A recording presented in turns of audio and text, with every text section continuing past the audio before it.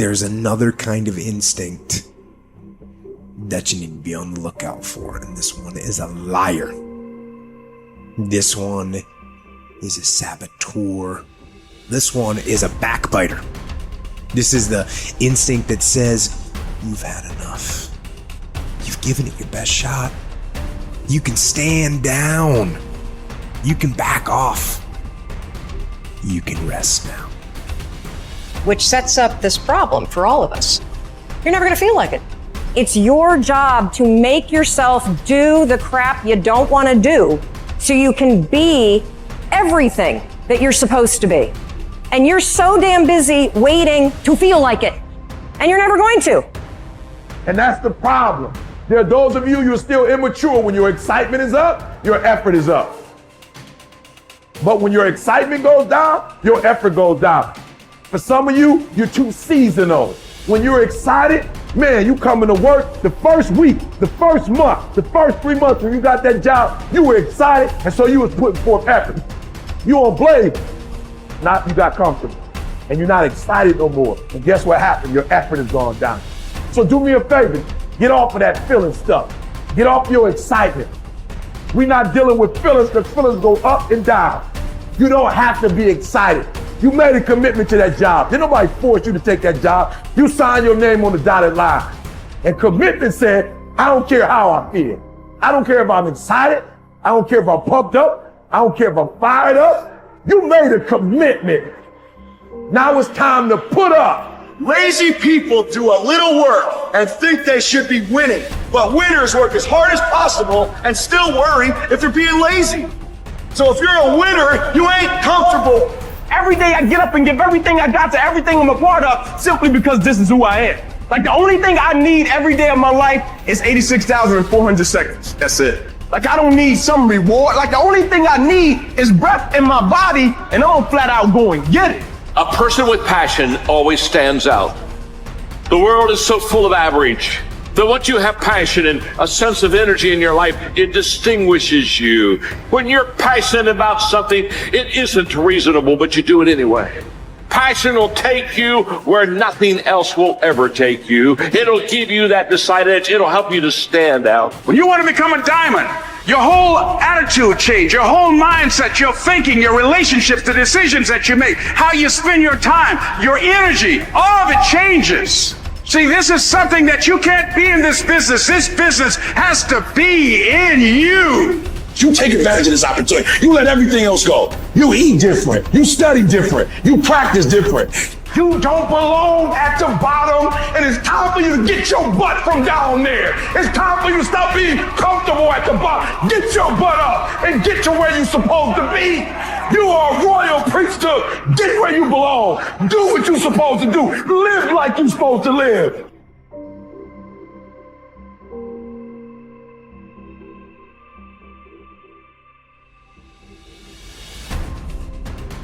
Get better every day.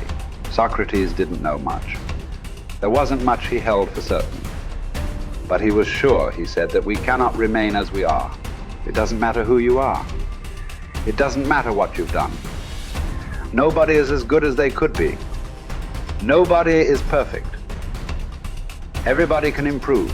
There are few self-fulfilling prophecies more important or more dangerous than this. If you think you have room to grow, you do, and you will. If you think you're as good as you can be, you're right. You won't get any better. It has been said that Tom Brady, the greatest quarterback in history, the youngest and the oldest to win a Super Bowl, isn't obsessed with winning. That's not what he focuses on. He's obsessed with improving the accuracy of his touchdown passes in the fourth quarter. He's obsessed with getting a little bit faster at releasing the football. He's not willing to stay the same, even though that same is very consistently the best in the league. The process of getting better, that's his drug. That's the dragon he chases. That's how he is able to defy aging and all expectations. The Japanese word for this is kaizen, continual improvement. Always finding something to work on, to make a little progress on. Never being satisfied, always looking to grow. Revolution, transformation, That's what amateurs chase. The pros are after evolution. If the first step is just showing up, committing to doing something each day, then the next step is finding something to focus on getting better at each day. And in this, where cumulative improvement meets compounding returns, we can harness one of the most powerful forces on earth. Think about it. Most people don't even show up. Of the people who do, most don't really push themselves. So to show up and be disciplined about daily improvement. You are the rarest of the rare, and if improvement sounds difficult, how about just making fewer mistakes? This is what Gehrig's manager said about him. The secret to Gehrig's incredible trajectory as an athlete wasn't just his commitment. It was that he never made the same mistake twice. The guy who began his career blowing at least one play per inning improved to one mistake per game, to one per week, to one per month. To err is human. But to err is each day is to become closer to the divine. We not only hold ourselves to a standard, but we ratchet the standard up as we go. Just as with weight training, what we're lifting should be steadily increasing with each subsequent workout. Our unwillingness to be satisfied with our performance, to be done with our progress, is what keeps us from plateauing. It drives us forward. Is it a little discouraging that we never seem to arrive? That our standards rise just out of reach of our abilities? Absolutely not. We move the goalpost so the game doesn't get boring, and more important, so it never ends. Ultimately, this brings us more pleasure and more satisfaction. We reach heights we'd never have been able to see otherwise. Do you want to be rotting or ripening?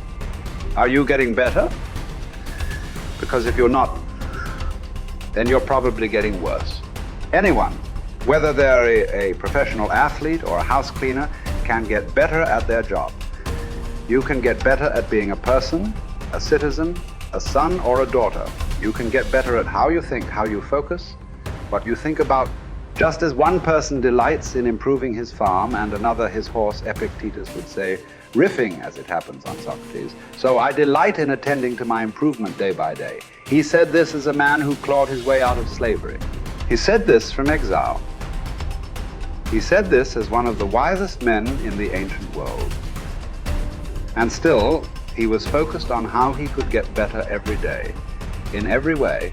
One can imagine that for Epictetus, this discipline would have been extremely helpful in those dark times, because it gave him something to focus on, something only he controlled, not his master, not society, not his station in life.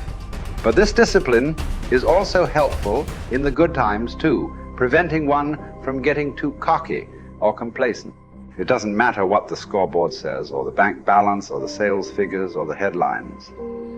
You know whether you're getting better or worse, whether you're making progress day to day. And if you are, wonderful. If you know there is room for improvement, also wonderful. Either way, your marching orders are the same.